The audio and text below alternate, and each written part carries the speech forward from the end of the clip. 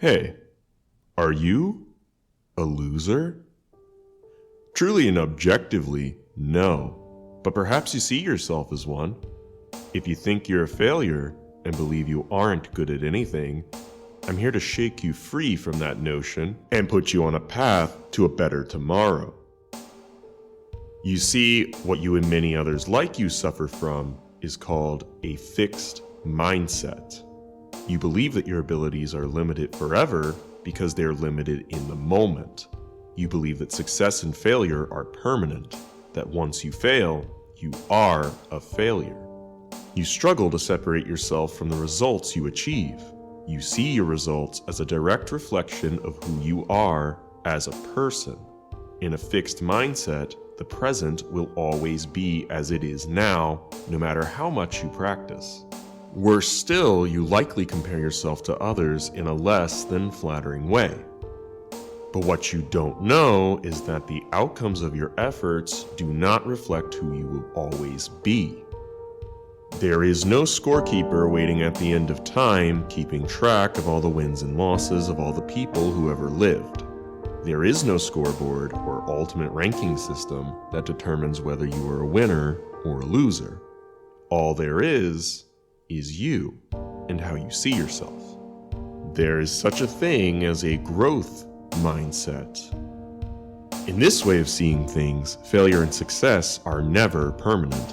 In fact, they don't exist at all. They are only words we use to describe outcomes. Although objectively speaking, you either achieve a goal you set out to or you don't. But the words success and failure are merely judgments of that fact. They are a value that your mind fixes to outcomes. The thing is, your abilities are changing all the time.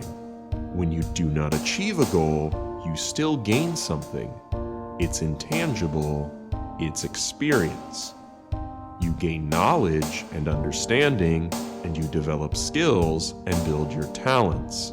In other words, you learn to do things differently in the future. In a growth mindset, abilities are ever changing. They are not fixed, and you can always develop them further. When you stop comparing yourself to others and seeing each success and failure as the ultimate end-of-time measurement of who you are as a person, you can stop hating yourself and looking down on yourself for falling short of your own expectations.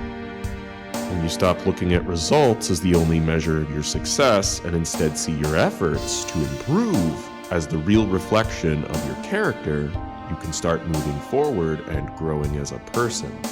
You can begin to tolerate hardship and move outside your own comfort zone. You see, it's okay to be wrong sometimes, and it's okay to miss the mark. In reality, it's okay to miss the mark often. The fact of the matter is, although you are naturally better at some things than other things, you can always improve in anything you set your mind to. You might not have been born as the ultimate being who does everything right, but that's true of everyone you meet.